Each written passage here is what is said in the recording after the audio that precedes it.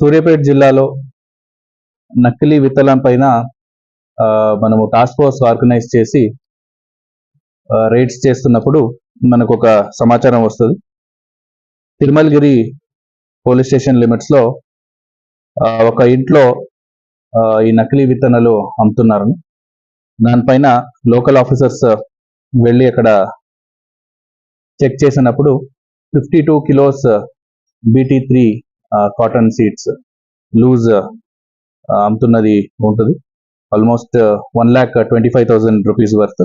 అదే కాకుండా 3.5 lakhs worth దానికి యూజ్ చేసే గడ్డి మందు గ్లైకోసెట్ కూడా అక్కడ దొరుకుతుంది.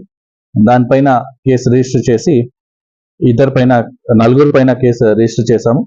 దాంట్లో 2 మన కస్టడీలో ఉన్నారు, ఇంకా 2 పరారీలో ఉన్నారు.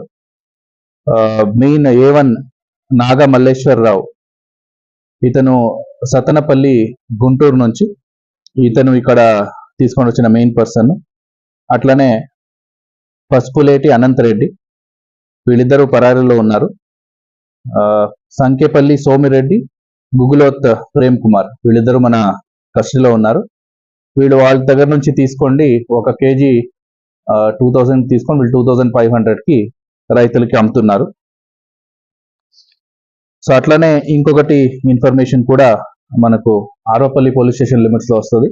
అక్కడ కోడూరు విలేజ్ లో ఇట్లనే అమ్ముతున్నారని వస్తే అక్కడ కూడా రైడ్ చేస్తే 22 kgs seeds around 66,000 rupees worth ఇది దొరుకుతుంది.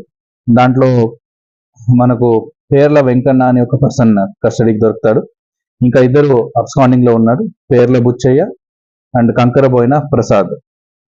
సో వీళ్ళిద్దరిని మనం వెతుకుతున్నాము. వీళ్ళిద్దరి పైన కూడా కేసు రిజిస్టర్ అయింది. సో వీళ్ళందరినీ కూడా అరెస్ట్ చేసి రిమాండ్కి పంపిస్తున్నాము. అట్లనే జిల్లా లెవెల్లో టాస్క్ ఫోర్స్ ఆర్గనైజ్ చేశాము. అన్ని సీడ్ షాప్ ని అగ్రికల్చర్ ఆఫీసర్స్ తో చెక్ చేయడం జరుగుతుంది. అట్లనే జిల్లా వ్యాప్తంగా awareness programmes agriculture department, police department కలిసి చేస్తున్నారు. ఈ పాత అఫెండర్స్ దీనికి ముందు కేసెస్ లో ఇన్వాల్వ్ అయిన వాళ్ళు ఎక్కడ ఉన్నారు, వాళ్ళ పైన కూడా సేమ్ పని చేస్తున్నారని నిఘా పెట్టాము. ఇట్లా ఎవరైనా నకిలీ విత్తనాలు అమ్మితే వాళ్ళపైన కేసు పెట్టి PD యాక్ట్ కూడా రిజిస్టర్ చేస్తాం.